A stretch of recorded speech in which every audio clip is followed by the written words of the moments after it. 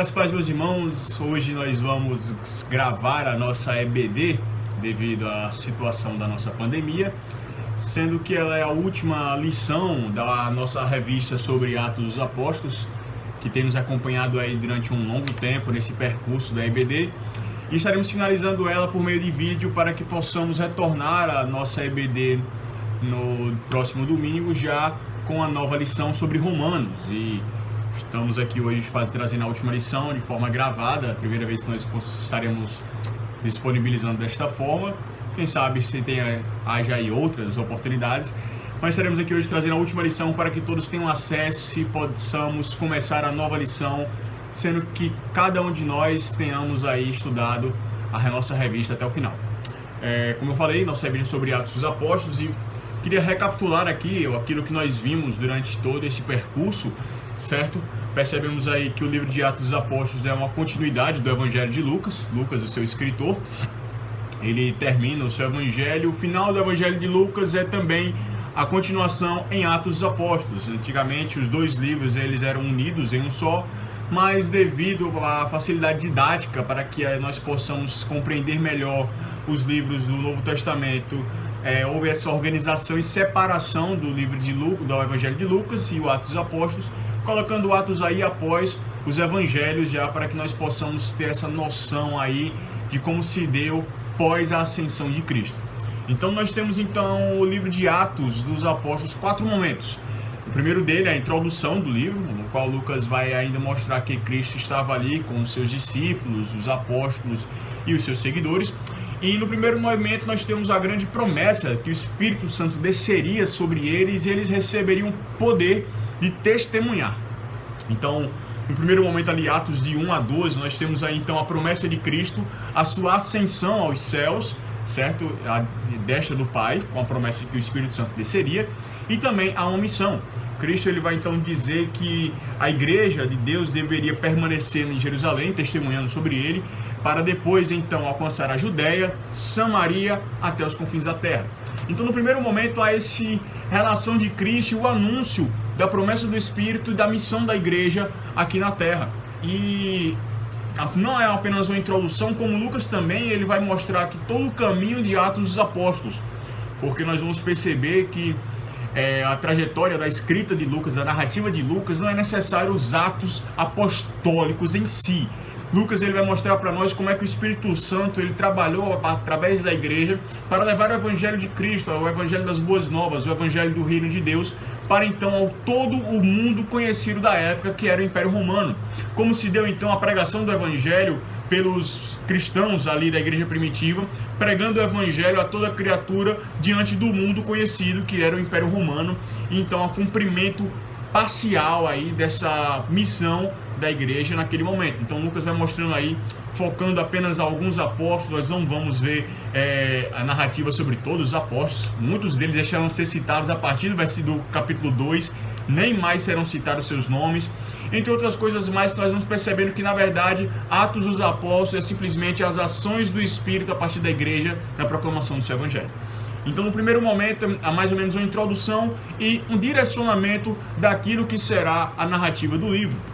O segundo momento então a igreja primitiva em Jerusalém, onde após a descida do Espírito Santo em Pentecostes, a pregação de Pedro ali na conversão de 3.000 homens, e o Lucas vai narrar dizendo que era acrescentado dia após dia mais e mais vidas à comunhão da igreja.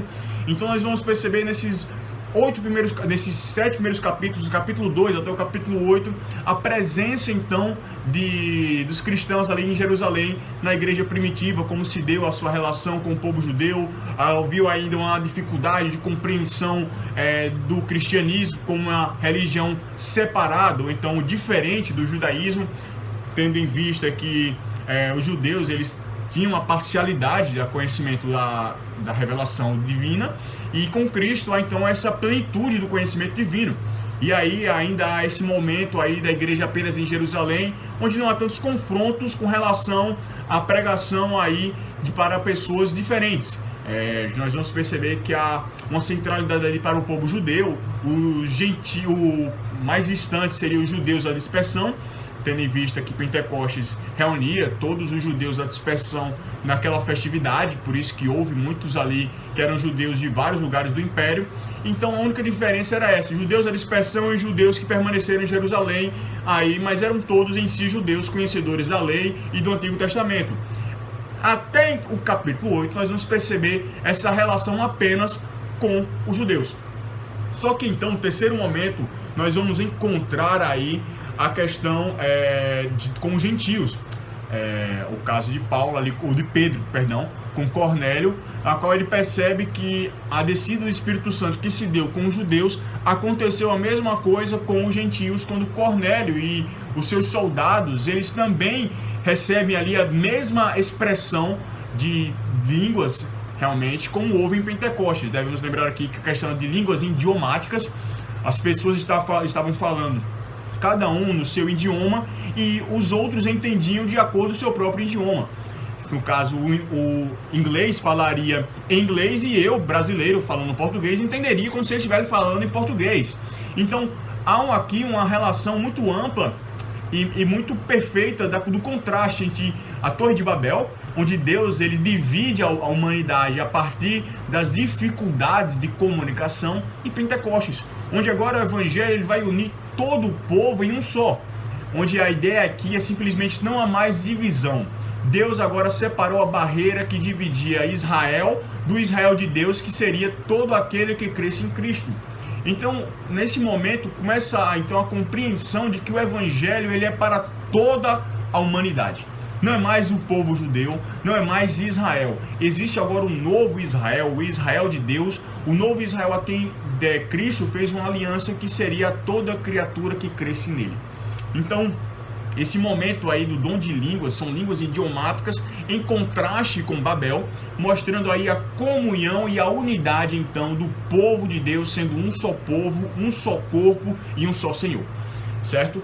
Até o capítulo 8, então nós vamos perceber isso, e no capítulo 8 começa então a perseguição dos judeus para com os cristãos, a qual nós vamos ver aí o Saulo de Tarso sendo o protagonista marcante nisso, que será transformado no apóstolo Paulo. Mas a partir do capítulo 8, então nós vamos perceber que essa perseguição fez com que o povo de Deus saísse de Jerusalém e começasse a cumprir aquilo que Cristo disse, aí para a Judéia e Samaria. Nos primeiros momentos ali do capítulo 8, nós vamos perceber o avivamento que há em Samaria, e os apóstolos vão lá pregar o evangelho aos samaritanos, e posteriormente também nós teremos então a iniciativa o povo gentio, que começa então o quarto momento, que vai do capítulo 13 até o capítulo 28, certo? Que vai então tomar o restante do livro de Atos dos Apóstolos. Mas esse quarto momento ele é muito amplo e a gente vai subdividindo. Nós temos então aí alguns momentos. O primeiro deles é a primeira viagem missionária, a qual nós já teremos a conversão de Saulo, Paulo, no caso, o apóstolo Paulo será convertido, e Barnabé, então, depois de muito tempo, o chama de volta, de quase 3 anos aí depois da sua conversão, chama Paulo para que ele participe então da viagem missionária aos gentios com ele. Então Paulo, ele viaja aí com Barnabé e ele sai então a pregar aos gentios, que vai do capítulo 13, versículo 1 até o capítulo 14, versículo 28. Após isso, então, eles se deparam com as dificuldades reais aí, então, do cristianismo em si, porque percebe-se que o cristianismo não é mais uma religião estritamente judaica. Ela então alcança os gentios. E aí estavam então os cristãos judaizantes, que diziam então que não, tudo bem, a gente prega Cristo, mas ainda há a observância à lei para a salvação e a circuncisão. Precisa então obedecer a Cristo, a lei, e ser circuncidado. E aí então o apóstolo Paulo, juntamente com alguns outros, diziam que não, Cristo por si só basta, a salvação é pela graça, é pela obra de Cristo, não precisamos de mais nada, porque o sacrifício de Cristo é suficiente. E surge então aquilo que nós conhecemos como Concílio de Jerusalém, o Concílio dos Apóstolos, lá no capítulo 15, presidido por Tiago, irmão de Jesus, a qual nós vamos perceber aí que há então uma separação real da compreensão de que a salvação é em Cristo somente e apenas nele. nós obedecemos a lei como forma de obediência e santificação e não como forma de salvação. Não há necessidade de seguirmos os ritos judaicos, a cultura judaica, porque a salvação não é mais os judeus, mas ela veio dos judeus em Cristo Jesus, morto ali na cruz, ressurreto ao terceiro dia, e que então ascendeu ao Pai e desceu o Espírito Santo sobre nós. A questão aqui então, nesse quarto momento, a necessidade do concílio para que surgissem as novas viagens missionárias, onde nós vamos encontrar a segunda viagem missionária já com a separação de Paulo e Barnabé, devido a Marcos, nós vamos lembrar disso no livro de Atos, ali do capítulo 15, do versículo 35 até o capítulo 18, versículo 22, e ao retorno de Paulo então para Jerusalém, e a preparação então para a terceira e última viagem missionária, que vai então desde o capítulo 18, versículo 23, até o 21, versículo 17, que é o retorno de Paulo a Jerusalém, a sua última ida a Jerusalém, para então chegar à última parte do livro de Atos dos Apóstolos, que é a defesa de Paulo diante do povo, diante do Sinédrio, diante de Félix, depois Festo, depois Agripa, e a sua viagem até Roma, que é então o momento que nós vamos encontrar a nossa lição, a lição 17 da nossa revista, que é a viagem de Paulo para Roma e sua chegada em Roma ali, que é o fim do livro de Atos dos Apóstolos. Eu queria aqui ainda pontuar algumas coisas com os irmãos, antes de entrarmos na nossa lição propriamente dita, que eu queria focalizar em 3 versículos-chave para nós compreendermos o livro de Atos dos Apóstolos. O primeiro dele, como falei, está na introdução. É o versículo 8 do capítulo 1, que diz o seguinte: mas recebereis poder quando o Espírito Santo descer sobre vocês, e serão minhas testemunhas em Jerusalém, em toda a Judéia e Samaria, até os confins da terra. Nós podemos perceber então aqui que é o norte de todo o livro de Atos, como já falei. O primeiro versículo-chave é justamente esse, que vai nortear a igreja de Deus ali naquele momento para o cumprimento da sua missão aqui na terra, que é o anúncio, a proclamação, a pregação do Evangelho de Cristo, as boas novas do Evangelho, as leis e a ordenança do reino de Deus instalado em Cristo Jesus. O segundo versículo-chave, então, que também vai nortear toda a igreja no livro de Atos dos Apóstolos, está lá no capítulo 2, versículo 42, que diz o seguinte: eles então dedicavam ao ensino dos apóstolos e à comunhão, ao partir do pão e às orações. Aqui nós vamos perceber não apenas o norte da igreja primitiva, mas aquilo que será o norte de toda a igreja no decorrer das cartas posteriores aí de Paulo, dos apóstolos, João, Tiago, Judas e entre outras coisas mais, onde nós vamos perceber que é o tripé do cristianismo. A doutrina dos apóstolos, o conhecimento de Deus, a nossa relação com Deus aqui sendo simbolizada na doutrina dos apóstolos, os ensinamentos do Evangelho, das boas novas do Evangelho, em sua profundidade, no caso, aquilo que nós temos hoje como Bíblia em si, o complemento, o fechamento do cânon. Então seria aqui a dedicação ao ensino dos apóstolos. Esse é um dos primeiros pilares do cristianismo. Os outros dois são a comunhão, que está aí na relação da igreja de Deus com os seus irmãos, como sendo um só corpo diante de um só Senhor, a qual nós teremos aí o partir do pão, que é o cuidado uns para com os outros, e a oração, como sendo o terceiro tripé, terceira parte do tripé da relação cristã aqui nessa terra. A igreja de Deus, ela se prende, a igreja de Cristo, ela se prende então a essas 3 coisas em sua forma mais resumida. Nós podemos perceber aqui que o cristianismo, ele se baseia em tese nessas 3 coisas: doutrina, comunhão e oração. Seria então aqui a nossa vida cristã sendo resumida em pequenas palavras. Então, o segundo versículo-chave para nós entendermos todo o guia de Atos dos Apóstolos seria esse, a qual nós vamos perceber que a tentativa dos apóstolos na pregação do Evangelho não é simplesmente a conversão das pessoas, mas também a manutenção do conhecimento, da comunhão e das orações. Serão essas 3 coisas que vão guiar também a igreja de Deus por onde ela chegar e foi instalada ali de forma física a partir da comunhão dos irmãos. E o terceiro versículo-chave para que nós possamos compreender seria então a pregação dos apóstolos, a qual seria um versículo, peguei um mais que possa resumir, ou então trazer para nós o que é que eles pregavam. Então seria lá do capítulo 16, versículo 30 e 31, que é no caso de Silas e Paulo sendo preso ali no episódio do carcereiro, a qual há um terremoto, todas as portas do cárcere se abrem e o carcereiro tenta se matar, mas Paulo diz: calma, estamos todos aqui. E naquele reconhecimento do Deus de Paulo, ele diz: olha, o que eu preciso fazer para ser salvo? E Paulo responde: crê em Jesus Cristo. Aqui nós podemos perceber então que a terceira coisa, o terceiro foco do evangelho do livro de Atos é justamente então a crença a pregação na crença em Jesus Cristo. Aquilo que Paulo vai dizer lá, que a salvação é pelo ouvir e ouvir da palavra de Deus. Então nós estaremos vendo aí os apóstolos pregando o evangelho de Jesus Cristo e a salvação sendo por meio dele e para ele sempre. Ele é o caminho, a verdade e a vida. Não há salvação se não for em Cristo. E é isso então que nós encontraremos durante todo o livro de Atos. Esses 3 versículos vão trazer para nós um resumo do livro todo aí, e apenas sendo destrinchado em acontecimentos e narrativas muito bem desenvolvidas pelo evangelista Lucas e o escritor do livro de Atos, a qual nós podemos perceber então aí as ações do Espírito Santo nesses homens de Deus que foram levados à pregação do evangelho. E por fim então, nós podemos encontrar e entrar na nossa lição propriamente dita, que é o capítulo 27 e 28 de Atos dos Apóstolos, e na nossa revista seria então a lição 17.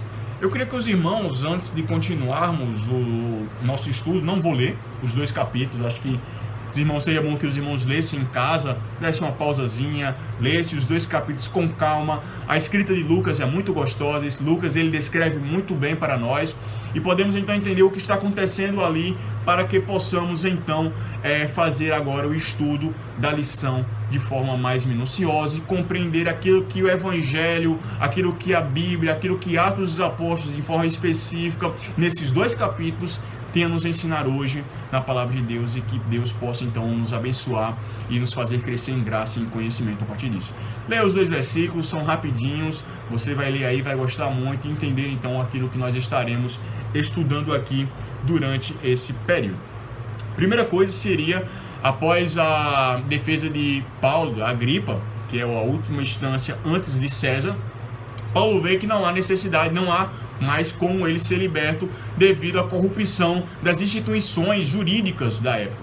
Paulo percebe que não havia acusações justas contra ele, e para não ser então condenado injustamente, ele apela para César. E como cidadão romano ele tinha essa possibilidade, e ele vai ser julgado então por César e a sua viagem parte após Agripa ali, sua defesa perante Agripa, de Cesareia até Roma. E esse percurso nós estaremos percebendo que a narrativa de Lucas vai mostrar de Cesareia até a chegada dele em Roma e a sua defesa aí perante os judeus em Roma. Não fala, na verdade, o livro de Atos não conta como foi o julgamento de Paulo perante César, no caso Nero na época, né? Na parte histórica nós saberemos que era o imperador Nero. E também não conta como é que se deu a morte do apóstolo Paulo. Sabemos pelos historiadores que ele vai morrer devido a ordem de Nero, que ele toca fogo em Roma e culpa os cristãos, e nessa culpa aos cristãos ele manda matar Paulo, seu prisioneiro, e ele é decapitado em alguma viela de Roma ali, de forma também bem justa e bem arbitrária. Então o Atos dos Apóstolos não conta isso, mas nós sabemos a partir da história como se deu. Mas Lucas ele vai trazer para nós algumas coisas importantíssimas. Primeiro é a sua presença já na viagem de Paulo. Nós já percebemos em lições anteriores que agora Lucas ele se coloca como participante das viagens, mas de forma mais incisiva ele se coloca então como um daqueles que é companheiro de Paulo diante dessas últimas viagens dele aí até o seu julgamento final. Mas eu queria separar aqui para nós em 3 momentos a nossa lição e depois trazer as suas aplicações para as nossas vidas. Primeiro momento é então a viagem de Cesareia até Creta. Nós vamos perceber que Paulo ele vai pegar 3 navegações. A primeira delas ali em Cesareia, todavia devido a algumas dificuldades ele troca de navio e ele vai pegar o navio de Cesareia a Creta. E já nesse navio nós temos algumas dificuldades.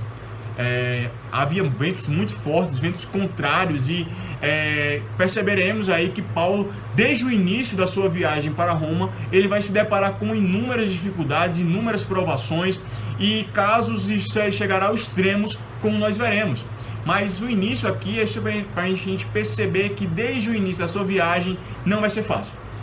Paulo ele vai estar viajando com Lucas e com Aristarco, um cristão macedônio, e nesse momento aí a Bíblia vai nos mostrar, Lucas vai nos mostrar que havia um centurião que estaria cuidando de Paulo, que simpatizou com Paulo e o protegeu muito, que seria o Júlio, o centurião Júlio, que seria o responsável pela navegação e pelo transporte, pela transferência do apóstolo e de outros escravos até a sua chegada em Roma.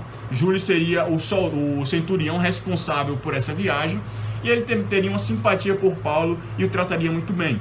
Lucas vai nos mostrar isso. De forma que já no início ele permite que Paulo ele vá encontrar com seus amigos e seja por eles assistido. É interessante que Júlio ele tem esse sentimento de dar esse sentimento de cuidado para com Paulo nesse momento. Mas também não é tão fácil assim.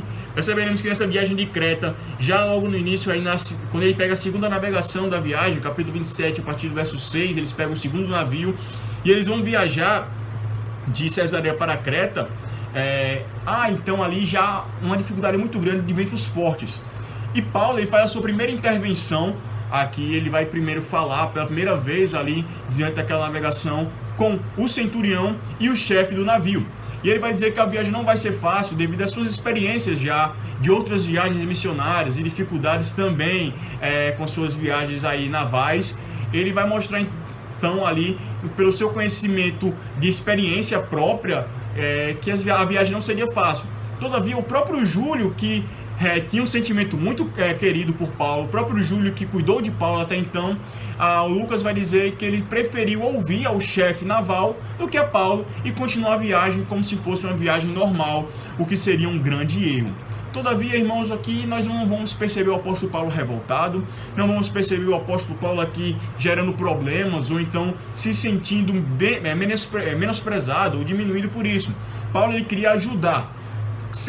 Quando ele não é ouvido, ele não faz nenhuma ação contrária a isso. Ele respeita a autoridade do centurião, respeita a autoridade do chefe naval e segue então ali a viagem com eles, sendo conhecedor das dificuldades que seriam enfrentadas e sabendo que passaria então por grandes provações naquela viagem. Segundo momento é que nós vamos ter aí então de Creta até Malta, lá versículo 27. Capítulo 27, do versículo 13 até o 28, 15, nós vamos ter então essa viagem de Creta até chegarmos em Malta, que é a parte maior então da nossa narrativa aqui em Atos dos Apóstolos e também a parte mais complicada que nós encontraremos aí. E Lucas ele narra esse momento muito bom. Será um momento muito difícil, onde haverá então aí uma viagem extremamente turbulenta, com ventos fortes, o mar extremamente agitado, certo? Eles terão naufrágio e outras coisas mais, e a gente vai percebendo isso na narrativa de forma muito bela. O Lucas vai narrando e mostrando o sentimento da tripulação, o sentimento dos oficiais, o sentimento do chefe naval e como Paulo ele se posicionou diante de toda a situação catastrófica que estava ali. Então aí nós vamos ter essa narrativa e vamos então destrinchar um pouco para que nós possamos entender. Logo quando chega na ilha de Creta, eles não desembarcam na ilha de Creta, mas eles vão passando ali de forma a contornar a ilha de Creta. Só que o problema é que eles encontram então o Euroaquilião, que é então uma grande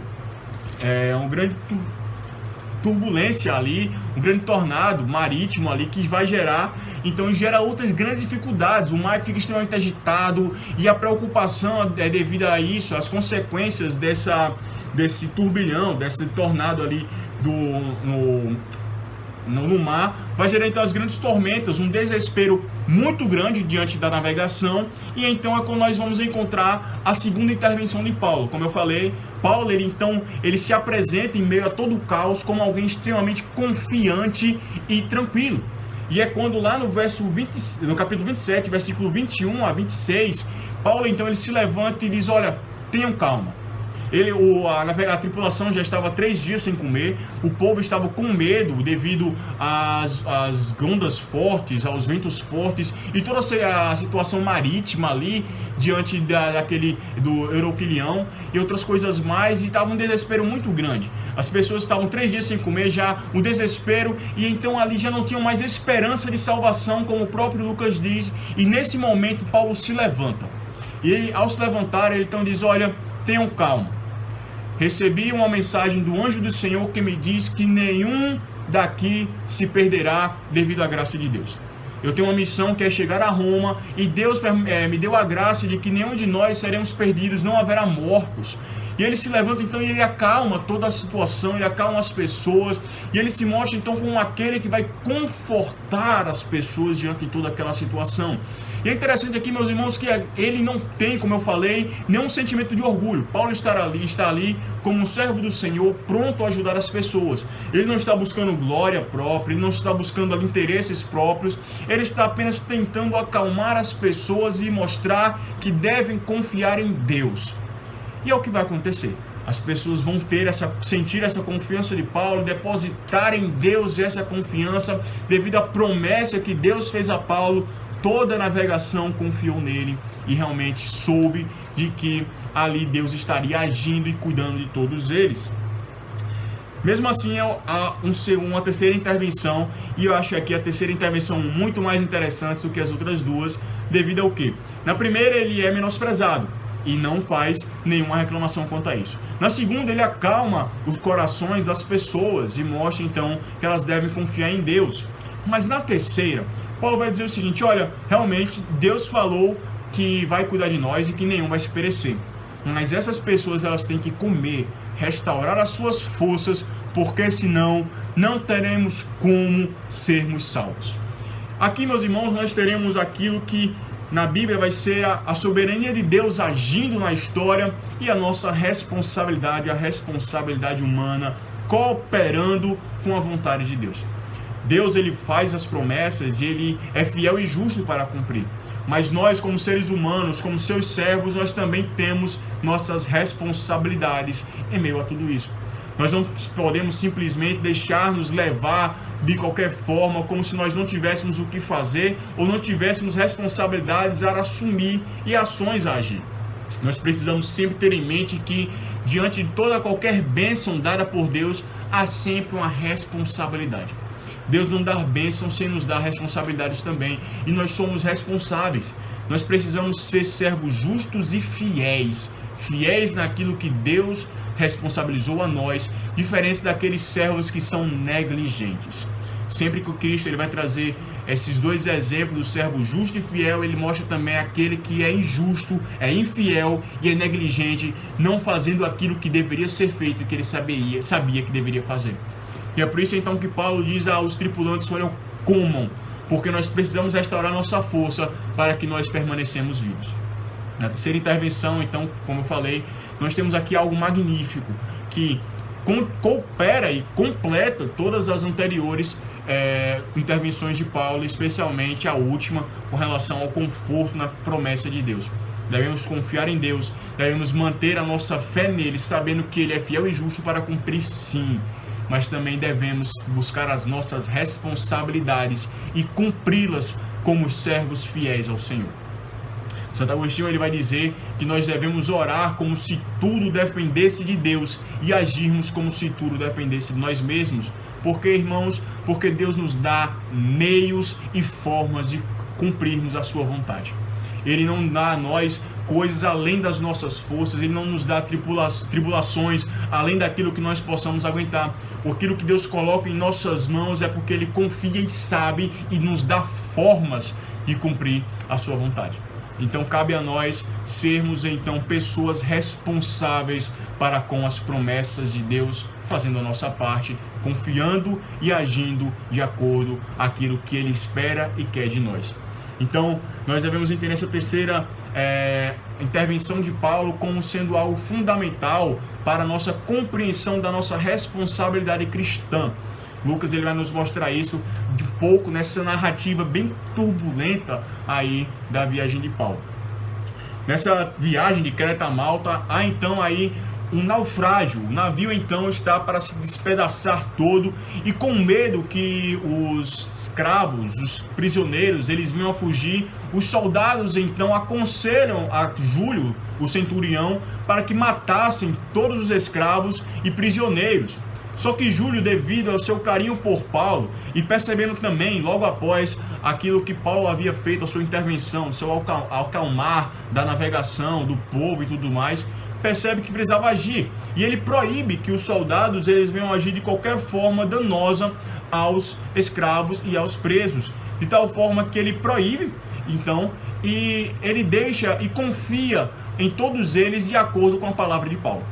É nesse momento aí então que nós vamos perceber mais uma vez Deus agindo através de gentios e descrentes para cumprir aquilo que é a sua vontade.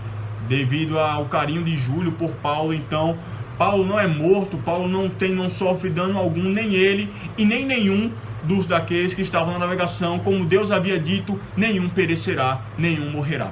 Então, continuando aí o naufrágio, eles confiam em a recomendação é que aqueles que sabem nadar se joguem ao mar e nadem à terra firme, e aqueles que não sabem se apeguem a algum pedaço do navio para que vá boiando e sobrevivam. E o que acontece é que todos eles sobrevivem ao naufrágio, certo? E chegam à ilha de Malta, ali a qual Lucas vai nos narrar que o povo daquela ilha, lá em Malta, já chegando ao terceiro momento, certo, da narrativa de Lucas, na ilha de Malta, os bárbaros, que seriam o povo daquela ilha, trataram todos os tripulantes da navegação de forma extremamente humana, tiveram cuidados com ele. E na ilha de Malta existe exatamente dois casos especiais. O primeiro é quando eles vão fazer uma fogueira para comer, e quando Paulo ele vai jogar o peixe à fogueira, uma cobra lhe morde. E aí o povo de Malta começa a dizer que ele é um assassino, que como sobreviveu ao naufrágio, então agora os deuses o castigam de forma que a cobra o picou. E ele sacode a mão e joga a cobra fora, e ela sai da mão de Paulo, e eles esperam então que Paulo morra.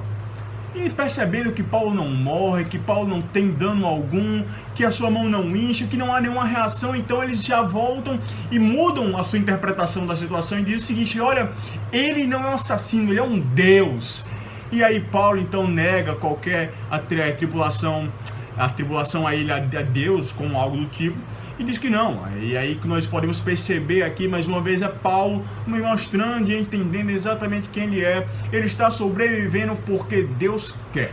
Deus quer que ele chegue a Roma, e é lá então que ele vai encontrar o seu destino, não acontecendo nada antes disso. O segundo acontecimento marcante na ilha de Malta é quando Paulo então se encontra com o grande homem da cidade, que é o Públio, central, o homem principal da cidade, a qual ele entra, faz uma visita a Públio, e quando ele está doente, com muita febre, Paulo vai, ora por ele, e ele é curado. Depois disso, eles passam ainda 3 meses na ilha de Malta, até que então pegam a sua última navegação, terceira e última navegação, e vão em destino a Roma. Chegando lá, aí depois de toda a sua viagem, Paulo é colocado para ser sustentado em uma casa por suas próprias forças, e ele passa ali alguns meses. Ele chama os judeus, nesse último momento da nossa narrativa de Lucas, ele chama os judeus para então se defender perante os judeus e trazer aí a sua pregação aos judeus. Ele diz então que ele estava sendo acusado injustamente. Os judeus dizem que não receberam nenhuma carta, nenhum enviado de Jerusalém para lá falando mal de Paulo, e eles então querem ouvir Paulo, e Paulo convoca para que eles vão lá ouvir aquilo que ele tem a dizer. E ele então, dias depois, os judeus então se reúnem, uma grande quantidade de judeus se reúne para ouvir Paulo, e ele vai e prega o evangelho do reino de Deus.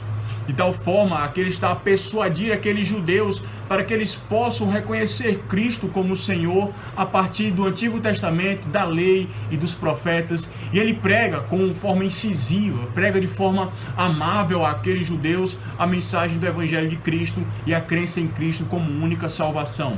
De forma que muitos dos judeus creem e tantos outros não creem. E Paulo diz ali que eles estavam ouvindo, mas não ouviam, e seus corações foram endurecidos.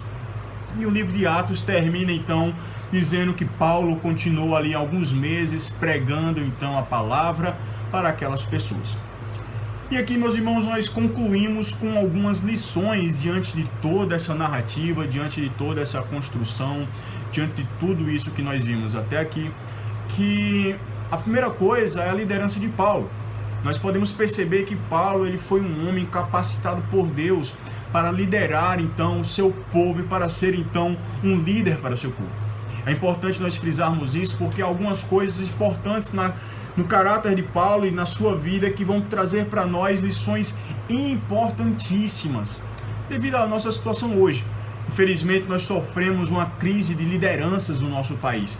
Muitos homens e até mesmo muitos pastores e ditos líderes aí estão se levantando dizendo que vêm em nome do Senhor, dizendo que obedecem a Deus, dizendo então que tem uma mensagem de Deus para dar. Todavia, eles estão extremamente distantes da palavra de Deus, estão distantes daquilo que a Bíblia diz que será a figura dos seus líderes e aqueles então que Deus guiará o seu povo. E diante de tudo isso, acho que a figura de Paulo, nesses momentos, traz para nós algumas características importantes. O verdadeiro líder é aquele que confia em Deus, é aquele que entende o seu propósito, o seu chamado. O chamado à liderança de Deus não é algo fácil. Tiago vai dizer na sua carta de que aqueles então que são colocados como líder têm uma carga dobrada e serão cobrados duplamente diante de tudo isso. Não é fácil ser líder e nem é algo que deve ser desejado por qualquer um, devido então à cobrança que o próprio Senhor terá para com essas pessoas. E outra coisa também é a dificuldade do preparo para isso. Realmente, homens e mulheres serão capacitados para cuidar do povo de Deus. E serão homens e mulheres que serão guiados pela palavra de Deus. A Bíblia sempre será um norte, se nós lembrarmos aí do tripé, que eu falei logo no início. A doutrina dos apóstolos será então o centro então, da vida e do conhecimento desse líder. Paulo foi um homem extremamente capacitado. Alguns dizem que foi o maior apóstolo e teólogo que nós tivemos ali no Novo Testamento, destacando-se dos demais. O próprio Pedro vai reconhecer o tamanho do conhecimento de Paulo e mostrando que ele realmente é um homem de muito conhecimento, muito maior do que alguns outros apóstolos, inclusive do próprio Pedro. Então nós podemos perceber que há uma necessidade de dedicar-se à palavra de Deus, uma necessidade realmente de se aprofundar na palavra de Deus para levar esta palavra de Deus ao povo de Deus. E não apenas de qualquer forma. Não é porque Paulo ele tinha um conhecimento exacerbado, era um intelectual nato, um homem que tinha muitas letras e sabia muitas leituras, que Paulo falava de forma difícil ou então dificultava a pregação do Evangelho. Muito pelo contrário, ele dizia que não ia com retóricas, não ia então com palavras difíceis, não ia com nada a não ser o Evangelho do Senhor Jesus Cristo. Não é porque nós vamos nos dedicar à palavra de Deus, não é porque nós vamos ter conhecimento teológico e buscar o conhecimento teológico que nós devemos esquecer que o nosso público precisa conhecer e entender a palavra de Deus. O que acontece também em outros casos é que muitos desses pastores que até são convocados por Deus, eles acabam deixando que o ego fale mais alto e a necessidade de se mostrar capacitado é muito maior do que realmente a responsabilidade de levar a pregação do Evangelho a essas pessoas. Paulo prega, e é interessante que nesses últimos momentos da sua vida ele não estava defendendo a sua liberdade mais. Paulo entendeu que Deus queria que ele fosse a Roma e ele morreria em Roma, e ele então apenas prega o Evangelho. De todas as formas e para pessoas diferentes. Nós vimos que ele pregou para o povo, pregou para o Sinédrio, pregou então para Félix, Festo, Agripa, e chegará a pregar novamente para o povo romano, a centuriões, a soldados e até mesmo aqueles da casa de César, como ele vai dizer lá a Timóteo, que a casa de César o saúda. É interessante, irmãos, que ele pregou para todo tipo de gente, se fez judeu para judeu, gentil para gentil em sua linguagem, mas nunca deixou que a essência da palavra de Deus fosse pregada. E para pregar para todo esse tipo de gente, nós precisamos de conhecimento.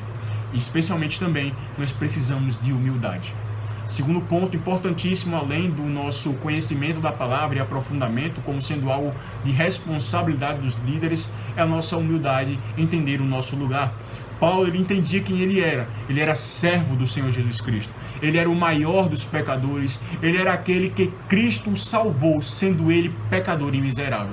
Conhecendo então a sua natureza pecaminosa, Paulo nunca deixou que aquilo, que as suas próprias forças fossem maior do que a sua essência, que era pecaminosa, do que a sua vida pecadora.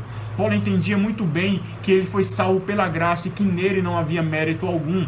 Ele estava ali apenas para cumprir, então o seu conhecimento estava a serviço de Deus, a sua vida estava a serviço de Deus, de tal forma que o viver é Cristo e o morrer é lucro. E aqui, irmãos, nós precisamos ter humildade para isso também. Infelizmente, nós vivemos uma sociedade que ama status. Nós amamos ser reconhecidos. Nós amamos que as pessoas aclamem o nosso nome, nos deem tapinha nas costas e digam: você é bom, bom trabalho. Amamos isso. Quando na verdade nós devemos prestar esse culto e esse agradecimento a Deus, reconhecendo que as nossas forças não vêm de nós, vêm de Deus. É quando somos fracos que reconhecemos quem nós somos, é que realmente somos fortes. É quando Deus nos usa, é quando Deus realmente nos coloca naquele lugar que Ele quer, que é nos seus pés, adorando a Ele e cultuando o seu nome. Precisamos então ter humildade para colocarmos então nosso chamado no devido lugar, que é a serviço do Senhor. Não somos chamados a ser pastores, líderes e a qualquer coisa, se não for para colocar Deus como centro de nossas vidas. Se é o seu ego, se é o seu nome, se é alguma coisa, o seu intelecto, se é a sua retórica, seja o que for que esteja lhe fazendo se sentir capaz, pare e pense. Deus está sendo cultuado ou é você? Precisamos sempre fazer essa reflexão, porque a nossa natureza é pecaminosa, porque a nossa natureza ela é orgulhosa e o nosso ego humano ele é muito inflado. Precisamos ter o nosso ego transformado pela palavra de Deus todos os dias. A terceira coisa, meus irmãos, é que nós precisamos também de liderados que sejam fiéis e cuidadosos com os seus líderes. Nós vamos perceber que Paulo sempre teve aqueles que estiveram ao seu lado e cuidaram dele. Durante toda essa viagem, Lucas e Antíoco esteve com ele. Foram amigos fiéis a ele. Foram pessoas que o acompanharam e que estiveram ali ao seu lado em todo momento. Como nós também citamos aqui no caso de Silas, no início, quando ele estava preso com Silas, que Silas esteve ao seu lado. Barnabé foi aquele que confiou em Paulo, foi aquele então que deu o seu voto de confiança e o chamou para a viagem. Como nós vamos perceber aqui em diversos outros momentos, os homens de Deus utilizados ali para pregar o evangelho sempre tiveram outros homens que foram liderados por eles, que o ajudaram e o acolheram. É importante também que os liderados possam então cuidar, não apenas de buscar bons líderes, buscar verdadeiros líderes para serem então aqueles que os guiem a palavra de Deus, mas também que eles cuidem desses verdadeiros líderes, que eles estejam protegendo esses verdadeiros líderes, orando por eles e o ajudando, sendo suporte para que eles não venham a cair. É importante que a igreja de Deus cuide dos seus pastores. É importante que a igreja de Deus trate os seus pastores. O que é algo que tem acontecido muito nos últimos anos, e não é em vão que nós vemos tantos casos de pastores que se suicidaram nesse período, que é o descaso com o ministério pastoral. Há muitas lideranças que estão sendo maltratadas de formas injustas. Há muitas lideranças que estão sendo levadas então ao desespero, à angústia, mesmo fazendo aquilo que é da vontade de Deus, que é o seu chamado à palavra de Deus. E diante disso é importante nós, como liderados, como ovelhas de Deus, lembrarmos que foi Deus quem colocou homens e mulheres em nossas vidas para nos guiar. E é importante nós cuidarmos deles. É importante nós cuidarmos dos nossos líderes e tratá-los como convém. É importante, como eu falei, esses dois lados da moeda. Buscar boas lideranças e cuidar para que essas boas lideranças permaneçam no caminho do Senhor. A quarta lição que nós devemos entender é justamente também a confiança em Deus.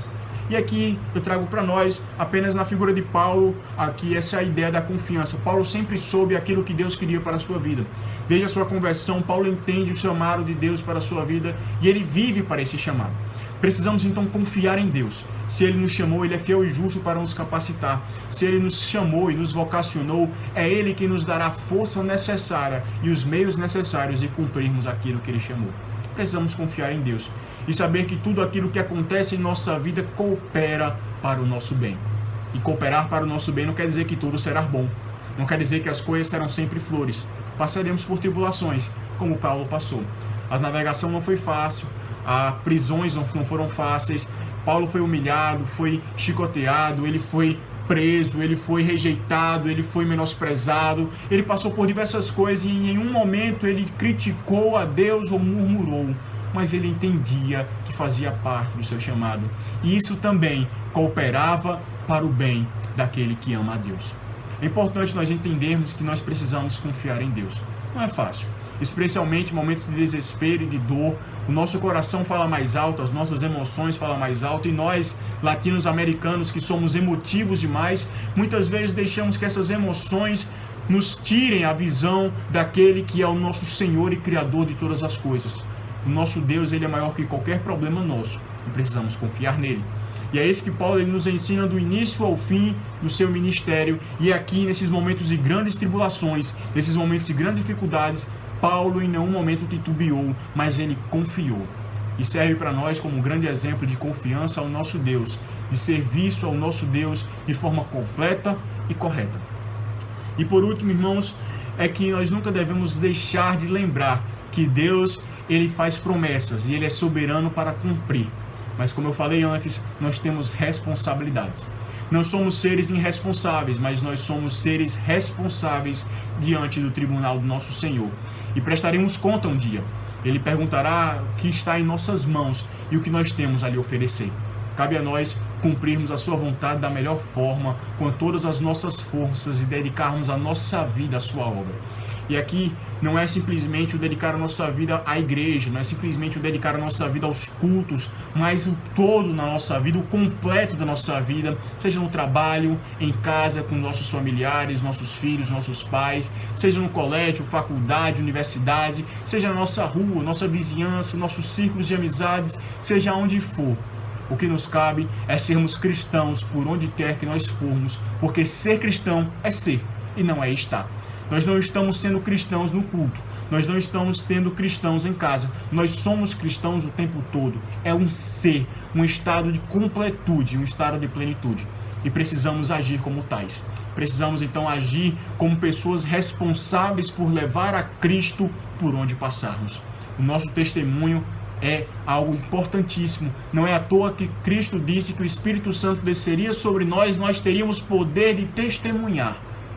A pergunta é, estamos exercendo esse poder do testemunho do Espírito? Ou estamos deixando que as coisas desse mundo falem mais alto e que muitas vezes nós sejamos levados por tantas outras coisas que não sejam a vontade de Deus? São questões que devemos perguntarmos todos os dias. São questões que nós devemos parar e refletir sobre as nossas vidas para que possamos realmente dedicar toda ela ao Senhor como convém. E aqui terminamos a nossa lição do livro de Atos com essa reflexão do que estamos fazendo com as nossas vidas. O Espírito Santo de Deus usou grandes homens, grandes mulheres e grandes pessoas durante toda a história, não apenas no livro de Atos dos Apóstolos, mas desde a igreja primitiva até hoje, para que o Evangelho chegasse a nós e hoje estivéssemos aqui, tendo liberdade, livre acesso à Bíblia, aos cultos e tudo mais. E o que nós estamos fazendo com isso? Qual tem sido a nossa resposta? Qual tem sido a nossa reação a tamanha responsabilidade? Muitos deles sofreram. Muitos deles passaram por tribulações e por sofrimentos, por provações. Muitos deles morreram e muitos deles chegaram então ao ápice de sofrimentos para que nós chegássemos aqui. O que nos cabe é lembrarmos destas coisas e saber que o mesmo Espírito que agiu neles está em nós e que nós temos uma grande responsabilidade. Não perca de vista aquilo que você é, aquilo que eu sou. Nós somos cristãos, acima de tudo chamados a levar Cristo a todas as coisas. E depois nós temos um chamado com funções específicas no corpo de Cristo. Seja você líder ou liderado, seja você aquilo que Deus lhe chamou para fazer, faça como se fosse para o Senhor, dê o seu melhor. Que o Senhor nos abençoe e que aplique a sua palavra aos nossos corações, hoje e sempre. Amém e amém.